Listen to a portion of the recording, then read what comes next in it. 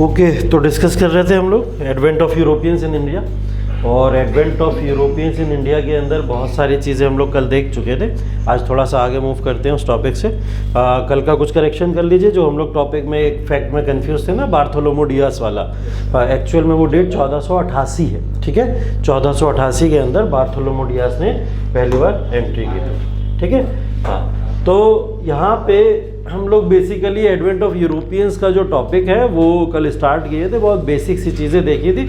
Basically तो प्रचंड आज से ही आरंभ हो रहा है। तो कल तो हम लोग ने सिर्फ और सिर्फ ट्रेंड एनालिसिस की बातें की थी कि किस तरीके से कैसे क्या क्या आपको टॉपिक के बेसिस पे पढ़ना है। आज के बेसिस से हम लोग उन फैक्ट्स या उन एनालिसिस या उन कॉन्सेप्चुअल चीज़ों के ऊपर चलेंगे जहाँ से डायरेक्ट क्वेश्चन आपके प्रीलिम्स में तो पूछे ही जा रहे हैं, साथ साथ में मेंस में भी क्वेश्चन आ जाते हैं। तो बेसिकली ये प्रीलिम्स ओरिएंटेड कोर्स है, तो प्रीलिम्स पे ज़्यादा फोकस करेंगे कहाँ से क्या क्वेश्चंस यहाँ पे आ रहे हैं। ठीक है, तो हम लोग यहाँ पे देखने वाले हैं आज एडवेंट ऑफ यूरोपियंस का पूरा डिटेल। उस एडवेंट ऑफ यूरोपियंस की डिटेल के अंदर हम लोग ने इन सब चीज़ों को देख लिया था कि यूरोपीय भारत के अंदर किस तरीके से आए, कैसे आए, और पहले यूरोपीय भारत के अंदर आने वाले पुर्तगाली थे। ठीक है, पुर्तगालियों के बारे में हम लोग ने ये सब रूट भी पढ़ लिए थे कि कौन से रूट से किस रूट से ये लोग भारत के अंदर आए, और Cape of Good Hope, Cape of Storms, ये सब चीज़ें आप लोग जानते हैं। पुर्तगाली भारत के अंदर आके बस तो गए, लेकिन बसने के बाद में उन्होंने किस तरीके से भारत के अंदर अपना टेरिटोरियल एक्सपेंशन किया,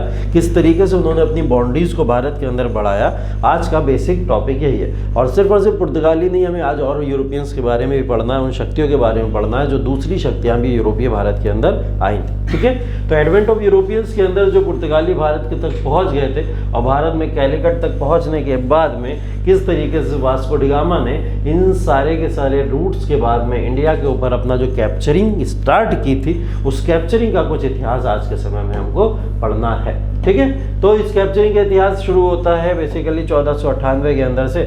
और 1498 के अंदर जब वास्को डी गामा पहली बार भारत आते हैं तो कालीकट पहुंचते हैं। कौन से रास्ते से होते हुए? केप ऑफ गुड होप से होते हुए कालीकट पहुंचते। ठीक है, केप ऑफ गुड होप से जब ये वहां पहुंचते हैं तो 60 गुना अधिक प्रॉफिट के साथ में अपने यूरोप या पुर्तगाल के अंदर जाके मसालों को बेचते हैं। मसालों को बेचने के बाद में ये फिर भारत के अंदर वापस आते हैं, और भारत के अंदर वापस आने के बाद में अगेन फिर ट्रेड करते हैं, व्यापार करते हैं, और फिर मसालों को बेचने की या फिर ऐसे ही व्यापार करने की कोशिश करते हैं। लेकिन इनसे पहले एक व्यक्ति और आ जाता है भारत के अंदर, जो कि दूसरा पुर्तगाली यात्री था।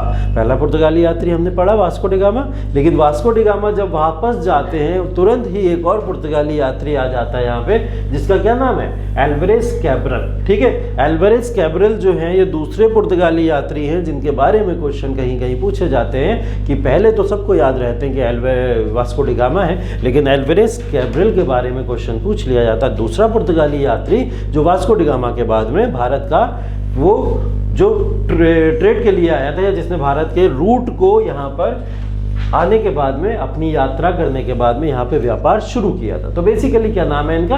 Alvarez Cabral. ठीक है, तो ये भारत के अंदर आया। भारत के अंदर आने के बाद में इनके बाद में फिर वास्को डी गामा 1502 भारत के अंदर आया, और 1500 भारत के अंदर आने के बाद में उसने पुर्तगालियों को इतनी एक्सेस प्रोवाइड कर दी थी कि पुर्तगाली अब भारत के अंदर अपनी तरह तरह की फैक्ट्रीज को स्टैब्लिश करना या अपने ट्रेडिंग सेंटर्स को स्टैब्लिश करना शुरू कर चुके थे। अब ट्रेडिंग सेंटर्स की बात की जाए तो कौन कौन से ट्रेडिंग सेंटर? जैसे कालीकट तो पहले ही सबसे पहले एंट्री वहीं पे की है, तो कालीकट तो हमें पता ही होना चाहिए कि कालीकट ट्रेडिंग सेंटर बन चुका था। इसके अलावा कोचीन एक और ट्रेडिंग सेंटर बन चुका था, और तीसरा ट्रेडिंग सेंटर इस समय क्या था? कन्नानौर। तो ये 3 मेजर ट्रेडिंग सेंटर्स थे उस समय पुर्तगालियों के इनिशियल फेज में, जब भारत के अंदर वास्को डी गामा अपने तरीके से पुर्तगाली एम्पायर को या पुर्तगाली ट्रेड को आगे बढ़ाने की कोशिश कर रहा था। लेकिन कल ही मैंने आपको एक और फैक्ट बताया था, उसके अंदर क्या बताया था मैंने आपको ये बताया था कि पुर्तगाली यात्री लगातार बार बार आने जाने से परेशान थे, तो उन्हें अपना कोई ना कोई एक ऐसा अड्डा चाहिए था, एक ऑफिस चाहिए था वहां पे, जिससे वो यहाँ से पूरे के पूरे ट्रेड को लीड कर सके, यहाँ से वहां एक्सपोर्ट इंपोर्ट का कार्य कर सके। तो इसके लिए इन्होंने क्या करा? भारत में पहला फ्रांसीसी गवर्नर भेज दिया, जिसका क्या नाम था?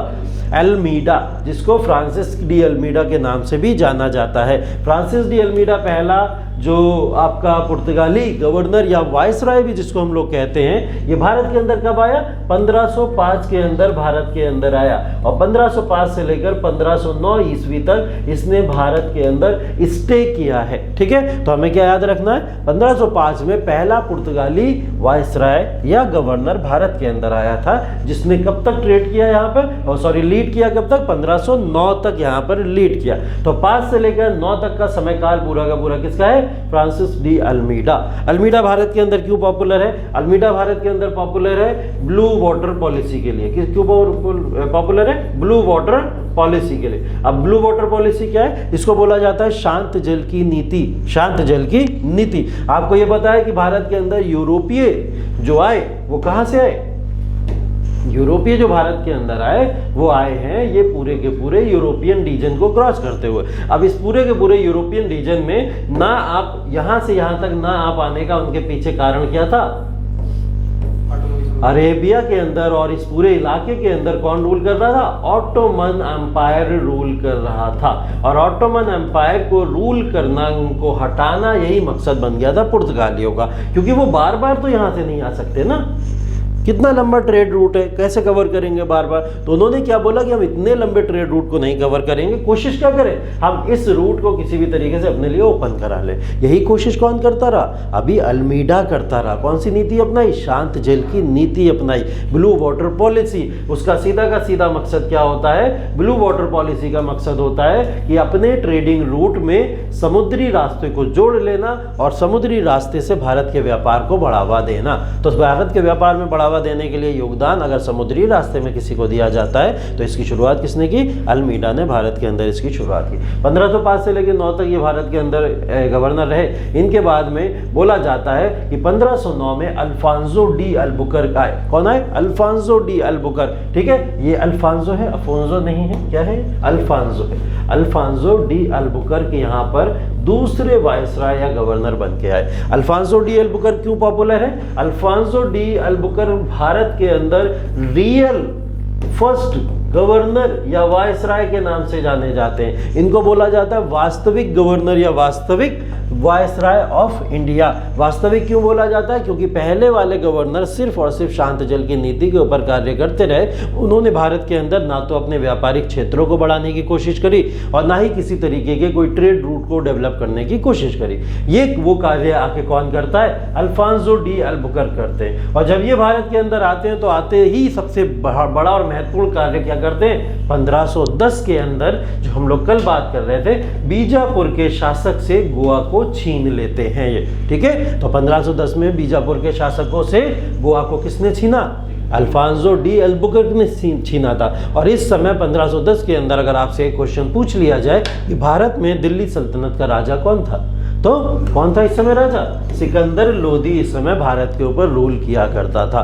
लोदी राजवंश चला करता था इस समय और सिकंदर लोदी इस समय भारत का राजा था। ठीक है, ये वही समय है कि कुछ समय बाद 1526 आ जाएगा और 26 में पानीपत के बाद में ये पूरी तरीके से लोदी राजवंश खत्म हो जाएगा। ठीक है, तो ये गोवा पर कब्जा इस समय हो गया और जब गोवा इनका महत्वपूर्ण हेडक्वार्टर बनने वाला था तभी इन्होंने क्या करा? अपनी कई सारी पुर्तगाली बस्तियों को बसाना शुरू कर दिया। अभी तक तो सिर्फ व्यापार के लिए आए थे, अब गोवा पे कब्जा कर लिया। गोवा के अंदर अब रहने कौन लगे? पुर्तगाली लोग रहने लगे।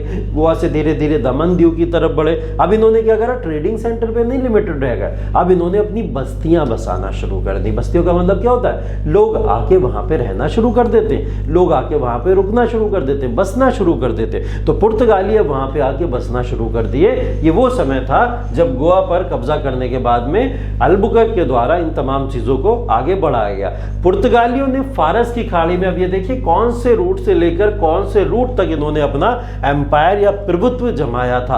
अगर बात की जाए होर्मुज की खाड़ी से लेकर, ठीक है, मलक्का तक, ठीक है, और इंडोनेशिया में मसाला द्वीपों तक पूरे एशियाई तट पर ये अपना प्रभुत्व जमाए हुए थे। अगर मैं आपको इसको थोड़ा सा मैप में दिखाने की कोशिश करूं तो आप ये समझ लीजिए कि ये सिर्फ और सिर्फ भारत के इस इलाके के अंदर बात नहीं बची है। अब ये लोग यहाँ भी पहुंच चुके हैं। कहाँ? इस एरिया में भी पहुंच चुके थे। तो ये इस एरिया को भी पूरी तरीके से कवर करते थे और इन एरिया के ऊपर तो ट्रेडिंग रूट में पुर्तगालियों का कैप्चरिंग थी ही थी। ठीक है, तो अभी स्टार्ट फेज है, धीरे धीरे आप देखेंगे ये समुद्री रूट के ऊपर भी पूरा कंट्रोल किसका हो जाएगा, पुर्तगालियों का ही हो जाएगा। ठीक है, देखेंगे आगे चल के और भी बात करेंगे इससे रिलेटेड। फिलहाल हमने 2 वायसराय या गवर्नर के बारे में पढ़ लिया, अल्फांसो डी अल्बुकर्क के बारे में, और पहला कौन सा था, अल्मीडा के बारे में पढ़ लिया। ये 2 बहुत इंपॉर्टेंट वायसराय गवर्नर है। इसके बाद में तीसरा आता है बहुत इंपॉर्टेंट जो है, उनका क्या नाम है, नीनो डी कुन्हा।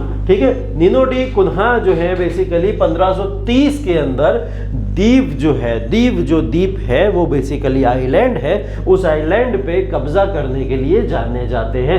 दमन और दीव का जो आइलैंड है उसके ऊपर कब्जा करने के लिए कौन जाना जाता है, वो जाना जाता है किसको, नीनो डी कुन्हा को। और नीनो डी कुन्हा ने एक कार्य और भी किया था, इन्होंने अपना हेडक्वार्टर जो है सीधा का सीधा कहाँ शिफ्ट कर दिया, गोवा के अंदर शिफ्ट कर दिया। अभी तक दक्षिणी भारत के ऊपर जो रूट के ऊपर जिस तरीके से ये लोग अपना प्रभुत्व जमाए हुए थे, इसको धीरे धीरे इन्होंने शिफ्ट करना ऊपर की तरफ शुरू किया और इन्होंने अपना ट्रेडिंग रूट या फिर हेडक्वार्टर कहाँ बना दिया, वो बना दिया गोवा को। ठीक है, तो गोवा को हेडक्वार्टर बनाने वाला कौन है, नीनो डी कुन्हा। 1530 में दमन और दीव को कब्जा करने वाला कौन है, नीनो डी कुन्हा। ठीक है, और इसी के साथ साथ में सालसेट, दमन, बॉम्बे में और पूर्वी तट के पास की बात करें तो मद्रास के पास में भी सैंट थोम एक जगह पड़ती है, बंगाल में हुगली एक जगह पड़ती है, इन सब में इसने बस्तियां बसा दी। ठीक है, तो अगर अभी तक आपको सबसे ज्यादा भारत के अंदर अपने ट्रेडिंग व्यापारिक क्षेत्रों को बढ़ाने के लिए कोई जाना जा रहा है तो वो कौन व्यक्ति है, वो नीनो डी कुन्हा है। ठीक है, तो ये 3 इंपॉर्टेंट वायसराय आपको याद रखने हैं नीनो डी कुन्हा को ध्यान में रखते हुए। ठीक है, और 16वीं शताब्दी के अंत तक भारत में पुर्तगाली शक्ति का धीरे धीरे करके पतन होता चला गया। और इसके पतन के पीछे कारण क्या था, पुर्तगाली शक्तियों का पतन धीरे धीरे होता चला गया। तो पुर्तगाली शक्तियों के पीछे का पतन का कारण क्या था, कोई एक कारण नहीं था, मल्टीपल कारण है। मल्टीपल कारणों की बात करते हैं भी, क्या क्या कारण थे कि पुर्तगाली शक्ति यहाँ से समाप्त हो गई।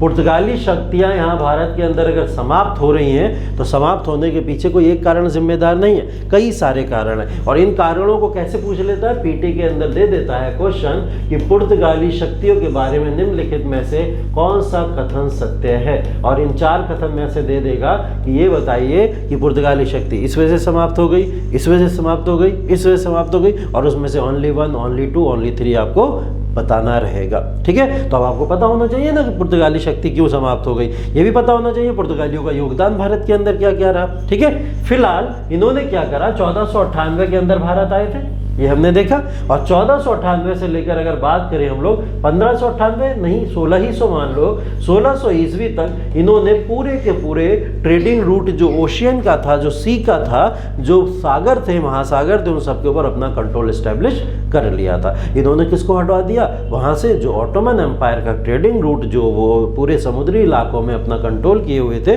उस कंट्रोल को पूरी तरीके से खत्म कर दिया। अब कंट्रोल ये डायरेक्ट किसके हाथों में आ गया, वो आ गया सीधा पुर्तगालियों के हाथों में। और पुर्तगालियों ने यहाँ पे आके कई सारे विस्तार किए, जैसे इन्होंने जैसे ही कोई भी ट्रेडिंग रूट अगर सी रूट से भारत के अंदर आने की कोशिश करता था तो उसके ऊपर पास लगाते थे। क्या लगाते थे, पास। जैसे अगर आप एक बॉर्डर से दूसरे बॉर्डर को क्रॉस करोगे तो आपको क्या करना पड़ता है, वीज़ा, पासपोर्ट, इसको फॉलो करना पड़ता है। इसी तरीके से जैसे ही आप जब एक डिस्ट्रिक्ट से दूसरे डिस्ट्रिक्ट को क्रॉस करते हो तो आपको टोल पास देना पड़ता है, टोल को क्रॉस करना पड़ता है। वैसे ही इसने क्या करा था, पुर्तगाली लोगों ने, गवर्नर ने उस समय इन्होंने पास वहां पर लगा दिया, और उस पास को कहा जाता था कार्टज। क्या कहा जाता था, कार्टज। कार्टज एक नाम है जिसको एक पास बोला जाता है। ये कार्टज इन लोगों ने अप्लाई कर दिया किसके ऊपर, जो भी लोग भारत के अंदर व्यापार करने आते थे। तो ये हफ्ता वसूली करते थे इनसे। कार्टज के साथ साथ में क्या करते थे, हफ्ता वसूली, जिसको क्या बोला जाता है, रैंसम बोला जाता है। हफ्ता वसूली और कार्टज, ये दोनों चीजें पुर्तगाली किससे करते थे, विदेशी यात्री भारत के अंदर व्यापार करने आते थे।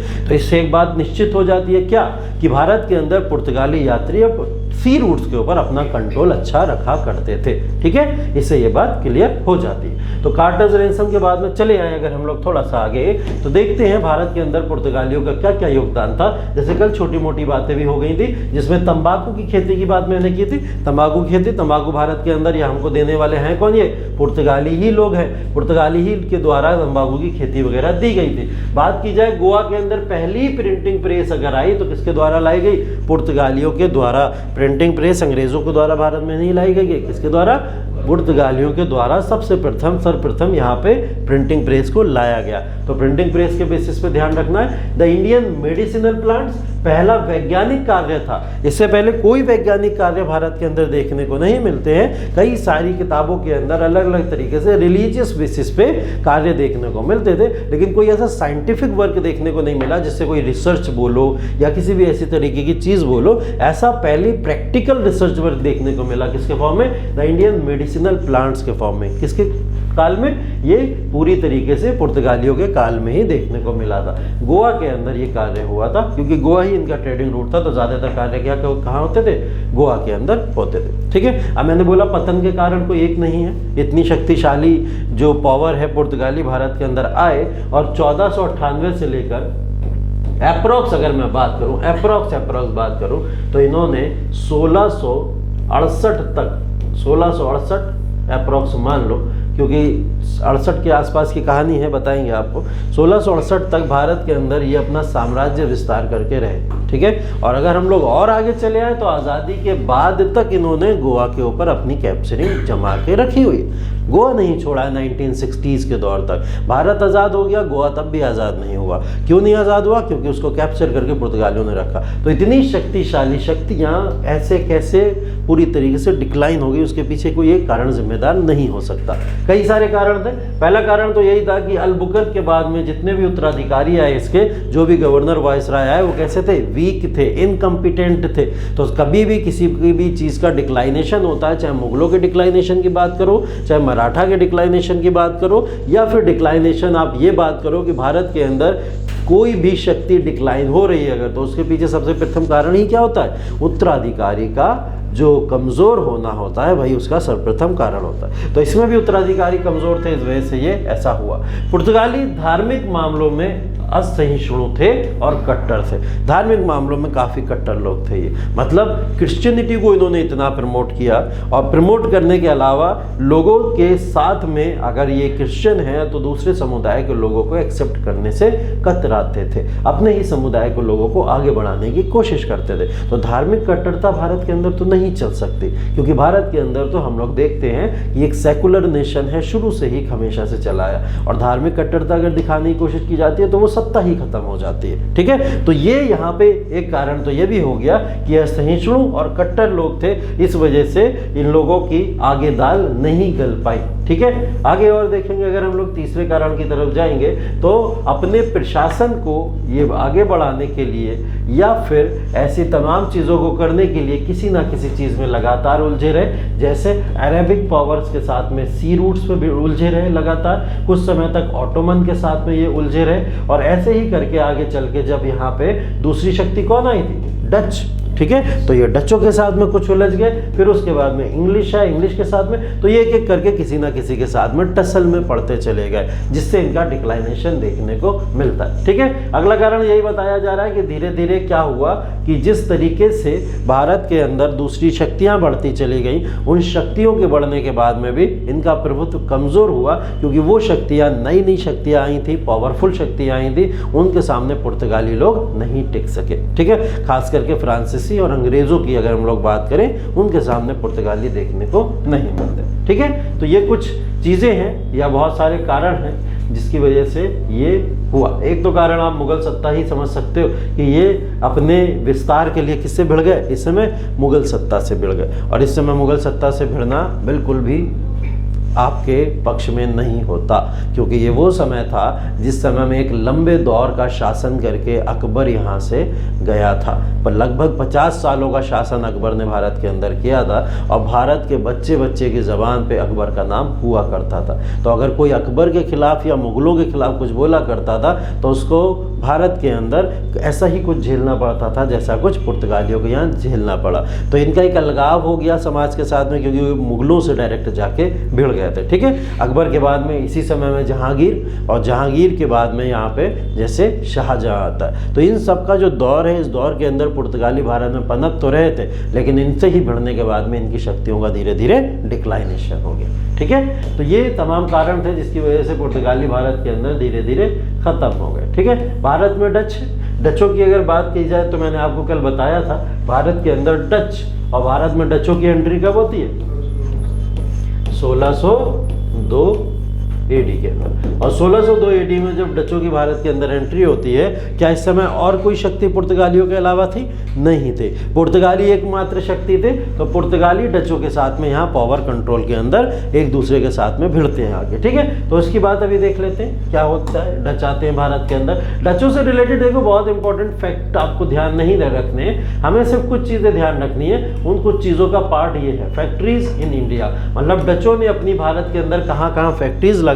ये फैक्ट्रीज अगर आपको याद हो जाती है, बस इतना सफिशिएंट है आपके लिए डचों के बारे में पढ़ना कि कौन सी फैक्ट्री कब है। मैंने क्योंकि कल आपको एनालिसिस में बताया था, 2 क्वेश्चन सीधे सीधे पूछे जा रहे हैं, फैक्ट्रीज कहाँ कहाँ किस किसने लगाई है। तो अगर अंग्रेजों की पूछी जा रही है तो डचों की भी पूछी गई है, ठीक है। फ्रांसीसियों की भी पूछी गई। तो फैक्ट्रीज कब कब कहाँ कहाँ लगाई, तो इन्होंने अपनी सबसे पहली फैक्ट्री 1605 में कहाँ लगाई थी? मसूलीपट्टनम के अंदर। डचों ने अपनी सबसे पहली फैक्ट्री कहाँ लगाई? 1605 में सबसे पहले मसूलीपट्टनम। और 1605 के बाद में डचों की अगर दूसरी फैक्ट्री देखने को मिलती है तो कहाँ मिलती है? पुलिकट के अंदर 1610 के अंदर। पुलिकट में 1610 के बाद में ये लोग अपनी फैक्ट्री कहाँ खोलते हैं? सूरत के अंदर 1616 के अंदर। फर्स्ट, सेकंड, थर्ड अगर आपको याद है तो ये आपके लिए मोर देन सफिशिएंट है, ठीक है। लेकिन कौन कौन सी फैक्ट्री कब कब खुली है, इस सब के बारे में आप लोग जरूर इसको एक बार पढ़ लीजिएगा कि कौन कौन से क्षेत्र में इन्होंने कहाँ कहाँ फैक्ट्रीज खोली। अगर अब आपसे दे ये वाला रीजन पूरा का पूरा कि क्या डचों ने इस पूरे इलाके में अपनी कहीं फैक्ट्रियां लगाई थी, तो आप लोग क्या बोलोगे? नहीं लगाई थी। कोई भी क्वेश्चन आ जाए यहाँ से यहाँ तक, ठीक है। अब क्वेश्चन कैसे आएगा? ज्योग्राफी पढ़ रहे हो, लोकेशन पता चलती चली जाती है आपको, तो लोकेशन के बेसिस पे आपको याद होता चला जाता है कि लोकेशनल बेसिस पे हम लोग फैक्ट्रीज कहाँ कहाँ पे पढ़ते हैं, कि कौन सा रीजन कहाँ कहाँ पे पड़ता है। ये सब तो ज्योग्राफी में जब आप पढ़ोगे सारी चीज़ें, कौन कौन सी लोकेशन कहाँ कहाँ है, वो तो आपको पता ही चलता चला जाता है, ठीक है। तो उसके बेसिस पे इस सारी चीज़ों को देख लेना। जो न्यूज़ में रहती हैं वो फैक्ट्रीज किसी ना किसी तरीके से पूछ ली जाती हैं, तो हमको ये ध्यान रखना है कि ये जो फैक्ट्रीज हैं बेसिकली इन जगहों पर किसके द्वारा लगाई गई? डचों के द्वारा लगाई गई थी, ठीक है। इसको ध्यान रखना है। इसके बाद में डचों के द्वारा लगाई हुई फैक्ट्री और भारत के अंदर डचों ने जिस तरीके से पुर्तगालियों पर अपना कंट्रोल इस्टेब्लिश किया, क्योंकि पुर्तगालियों के साथ में डच आके डायरेक्ट भिड़ गए, बताया जैसे मैंने। और जब डच आगे भिड़ गए तो यहाँ पे डचों ने पुर्तगालियों को हरा दिया। और पुर्तगालियों को हराने के बाद में इन्होंने उन ट्रेडिंग सेंटर्स पे भी अपना कह सकते हो आप व्यापार करना स्टार्ट कर दिया होगा, जिस ट्रेडिंग सेंटर के ऊपर पहले से पुर्तगाली रहा करते थे, ठीक है। तो डचों का कंट्रोल इस्टेब्लिश हो गया और डच भी एक महत्वपूर्ण शक्ति बन के धीरे धीरे उभरते चले गए, ठीक है। इसके बाद में डचों के बाद में भारत के अंदर कौन आते हैं? एक चीज और ध्यान रखिएगा, यहाँ पे डचों ने एक एक करके अंग्रेजों के हाथों अपनी बस्तियां खोना शुरू कर दी थी, क्योंकि इसके बाद में हम लोग ब्रिटिश पढ़ने जा रहे हैं, अंग्रेजों को पढ़ने जा रहे हैं। इन्हीं अंग्रेजों ने डचों को भगाया भारत से, ठीक है। तो डचों ने अपनी एक एक ब्रिटिश फैक्ट्रीज कहीं ना कहीं ट्रांसफर कर देते थे ब्रिटिशर्स को, या अपनी फैक्ट्रीज छोड़ के चले जाते थे। किसकी वजह से? ब्रिटिशर्स की वजह से। तो डचों ने अपना फाइनल जो भारत के अंदर जो पूरी फैक्ट्रीज खोदी थी वो सन है 1759 एडी, ठीक है। ये बेदरा की लड़ाई है, ठीक है। ये कौन सी लड़ाई है? बेदरा की लड़ाई है। इसको बेदरा की लड़ाई बोला जाता है। बेदरा की लड़ाई में अंग्रेजों ने डचों को हरा दिया था, ठीक है। कब हुई थी ये लड़ाई? 1759 के अंदर हुई थी। इसमें डचों का प्रभुत्व भारत के अंदर जो थोड़ा मोड़ा था, जहाँ जहाँ फैक्ट्रीज इन्होंने खोली थी, वो तमाम फैक्ट्रीज भी भारत के अंदर समाप्त हो गई, ठीक है। और या तो वो अपनी सारी फैक्ट्रीज किसको दे के चले गए? इंग्लिश को देके चले गए, अंग्रेजों को देके चले गए, या अपनी फैक्ट्रीज छोड़ के चले गए, ठीक है। तो यहाँ पे डचों का भी एक रोल खत्म हो जाता है, डच भी भारत के अंदर खत्म। डच के बाद में भारत के अंदर ब्रिटिश आए थे, जैसा कि आप लोग जानते हैं, और ब्रिटिश भारत के अंदर ईस्ट इंडिया कंपनी के साथ में आए थे। ईस्ट इंडिया कंपनी अगर आपके पास में दिमाग में आता है तो ईस्ट इंडिया कंपनी सिर्फ और सिर्फ डचों की नहीं, सिर्फ और सिर्फ ब्रिटिशर्स की नहीं थी। भारत के अंदर पुर्तगाली आए, वो भी ईस्ट इंडिया कंपनी लेके आए। भारत के अंदर डच आए, वो भी ईस्ट इंडिया कंपनी लेके आए। डेन्स आए, ईस्ट इंडिया कंपनी। फ्रांसीसी आए, ईस्ट इंडिया कंपनी। अंग्रेज भी आए, ईस्ट इंडिया कंपनी। तो ये ईस्ट इंडिया कंपनी जैसे ही दिमाग में आए, ये मत सोच लेना सिर्फ अंग्रेजों की ही ईस्ट इंडिया कंपनी की बात हो रही है, ठीक है। उसको ईस्ट इंडिया कंपनी इसलिए बोला जा रहा है, एक ऐसी कंपनी जिसको ईस्ट में स्टैब्लिश करा जा रहा है। कहाँ? ईस्ट में। और ईस्ट क्या है? भारत है, पूर्व का इलाका है। तो पूर्व में भारत के इलाके में ईस्ट इंडिया कंपनी को स्टैब्लिश किया जा रहा है। तो ईस्ट इंडिया कंपनी यहाँ पे एस्टेब्लिश हुई। भारत में ब्रिटिशर्स जैसे एंटर करते हैं, उस एंट्रेंस के पीछे एक कहानी है। वो कहानी शुरू होती है अप्रॉक्स 1600 ईस्वी से। कब से? 1600 ईस्वी के अंदर इंग्लैंड के अंदर एक कंपनी का फॉर्मेशन होता है। उस कंपनी को नाम दिया जाता है ईस्ट इंडिया कंपनी। पूरा नाम इसको दिया जाता है इंग्लिश ईस्ट इंडिया कंपनी, क्योंकि अंग्रेजों की थी तो आगे क्या लगा हुआ था? English east India company. 1600 में जब इसका फॉर्मेशन होता है तो इसको 15 साल के लिए, कितना? 15 ईयर्स के लिए इसको मोनोपोली दी जाती है। मोनोपोली का मतलब क्या होता है? एकाधिकार दिया जाता है, और 15 साल के एकाधिकार के साथ में इसको भारत भेजा जाता है। बोला जाता है कि भारत के अंदर अगर कोई भी इंग्लैंड की फैक्ट्री जाएगी तो सिर्फ ईस्ट इंडिया कंपनी जाएगी। इसको बोलते हैं एकाधिकार। ठीक है, तो एकाधिकार इस बेसिस पे सिर्फ ईस्ट इंडिया कंपनी यहाँ पे आएगी और कोई कंपनी नहीं आएगी। 15 साल की मोनोपोली मिली थी। इस मोनोपोली को 1615 में खत्म हो जाना चाहिए था। 1600 से 1615, 15 साल हो गए, अब खत्म हो जाना चाहिए था। लेकिन 1813 के चार्टर एक्ट और फिर फाइनली 1833 के चार्टर एक्ट में जब इनके ऊपर कंट्रोल एस्टैब्लिश होना शुरू हुए, तब इन्होंने अपनी मोनोपोली यहाँ पे खोना शुरू की थी। कब? 13 और 33 के चार्टर एक्ट की बात हो रही है, उस समय की बात हो रही है। तो 13 और 33 के चार्टर एक्ट में इन्होंने ये मोनोपोली लूज करना शुरू करी इतने समय बाद। ठीक है, तो 1813 और 33 जो फैक्ट्री 15 साल में मोनोपोली का खत्म हो जाना चाहिए था, अगर कुछ ना मानो तो 1757 तो मानते ही हैं हम लोग। जब क्या हुआ था? क्या हुआ था? प्लासी हुआ था। प्लासी हुआ था। प्लासी के अंदर क्योंकि इन लोगों ने डायरेक्ट रूल अपना करना शुरू कर दिया था, तो इसी समय अंग्रेज इनकी मोनोपोली खत्म कर सकते थे। कहते भाई तुम तो ट्रेड करने गए, व्यापार करने गए, तुम काहे लड़ाई दंगों में पड़े हुए हो, और तुम्हें क्या करना है कि वहां पे व्यापार करना है, ये करना है, वो करना है, मतलब व्यापार के अलावा रूल करना है, तो रोक सकते थे ना। नहीं रोका, यहाँ से भी आगे बढ़ाया, और 13 से 33 तक, और फाइनली 1857 में क्या हुआ? क्रांति नहीं, विद्रोह बोलते हैं। 1857 का क्या हुआ? विद्रोह हुआ। इस विद्रोह के बाद में ही यहाँ पे फाइनली जाके क्या हो पाया? इनका ये एंड हो पाया। जो मोनोपोली 15 साल के लिए मिली थी, वो मोनोपोली अब क्या हुआ? लगभग आप जोड़ो अगर तो 1600 ईस्वी से लेकर कब तक मिली हुई है? 1857 तक। अप्रॉक्स कितने साल हो गए? 250 साल तक ये कंपनी भारत के अंदर अपना साम्राज्य विस्तार करती रही। ठीक है, और इस साम्राज्य विस्तार के पीछे कारण क्या है, ऐसा क्यों हुआ, तो ईस्ट इंडिया कंपनी इतनी पावरफुल कैसे हो गई, तो इस पावरफुल होने के पीछे के कई सारे कारण बताए जाते हैं। ठीक है, 1600 में तो ईस्ट इंडिया कंपनी बन ही गई थी, और 1600 में ईस्ट इंडिया कंपनी के बनने के बाद में भारत के अंदर बहुत सारे परिवर्तन या चेंजेस आना शुरू हुए। ठीक है, उन परिवर्तन और चेंजेस की अगर हम लोग बात करें तो वो मैं आपको बता देता हूँ क्या क्या होना शुरू हुआ था। देखिए, कैप्टन विलियम हॉकिंस, इसको इस नाम से तो कौन ही अपरिचित होगा, सभी जानते हैं, परिचित हैं captain William Hawkins. William Hawkins वो व्यक्ति है जो 1608 में सबसे पहला रिप्रेजेंटेटिव बन के आया। किसका? ईस्ट इंडिया कंपनी का। ईस्ट इंडिया कंपनी का सबसे पहला रिप्रेजेंटेटिव बन के आया captain William Hawkins. Captain William Hawkins जब यहाँ पे आया तो ये किसके दरबार में पहुंचा था? कौन था मुगल सम्राट इस समय? जहांगीर। कौन था मुगल सम्राट? जहांगीर। जहांगीर इस समय मुगल सम्राट था। इनके दरबार के अंदर कौन पहुंचा? ये पहुंचा विलियम हॉकिंस। और इसने यहाँ पे पहुंचने के बाद में एक रिक्वेस्ट करी। क्या रिक्वेस्ट करी? रिक्वेस्ट करी कि भाई हमें एक व्यापारिक केंद्र स्थापित करने की अनुमति दे दी जाए। व्यापारिक केंद्र स्थापित करने की, व्यापारिक केंद्र का मतलब एक ऐसा ऑफिस ही दे दो एटलीस्ट भारत के अंदर जहाँ पे हम रह के अपना ट्रेड या व्यापार कर सके। ठीक है, जहांगीर ने इनको अनुमति प्रदान कर दी। ठीक है, जहांगीर ने इनको सिर्फ अनुमति प्रदान नहीं की थी, जहांगीर ने इनको मनसब भी दिया था। ठीक है, मनसब दिया था इनको। मनसबदारी उसको दी जाती थी जो बहुत अजीज लोग होते थे, या जिनको लोग अपनी लैंड प्रॉपर्टी दे के क्या करते थे, आप हमारे पूरे के पूरे इलाके के प्रशासन को देखो। तो जहांगीर ने हॉकिंस को मनसबदारी भी दी रखी थी। ठीक है, तो मनसबदारी भी मिली थी इनको, और इनको अच्छे से रिस्पेक्ट भी किया जहांगीर ने, और हॉकिंस को परमिशन भी दे दी कि आप 1608 के अंदर अपना एक व्यापारिक केंद्र ही खोल लो। इसको बोला जाता है एक तरीके से इनका व्यापारिक केंद्र, मतलब एक ट्रेडिंग सेंटर बन गया भारत के अंदर। और वो कब बना? 1608 में। कहाँ पे बन गया था ये? सूरत के अंदर। तो इन्होंने अपना पहला ट्रेडिंग सेंटर या व्यापारिक केंद्र कहाँ स्थापित किया?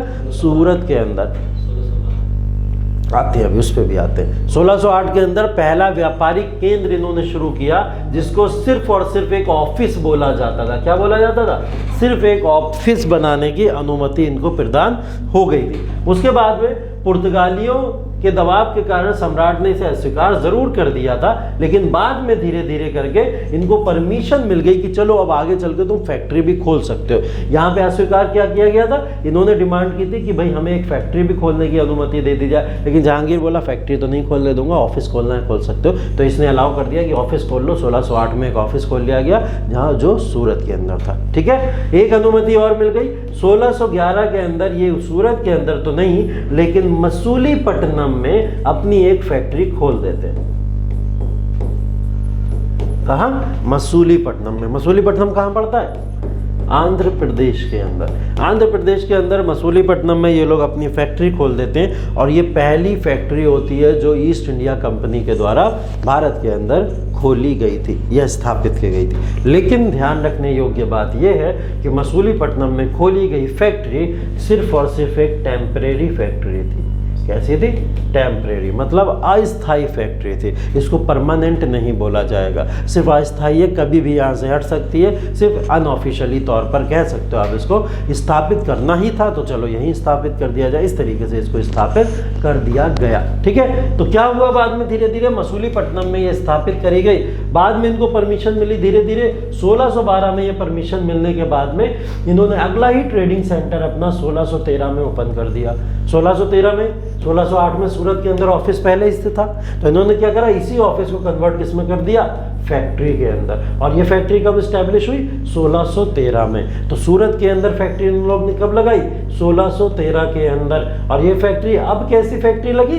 Permanent factory. तो परमानेंट तौर पर अंग्रेजों ने अपना विस्तार जो भारत के अंदर किया, वो कब किया? 1613 के अंदर इन्होंने पहली फैक्ट्री अपनी सूरत के अंदर स्टैब्लिश करके इसका पूरा का पूरा स्टैब्लिशमेंट किया था। ठीक है, यहाँ तक बात क्लियर है 1613 तक।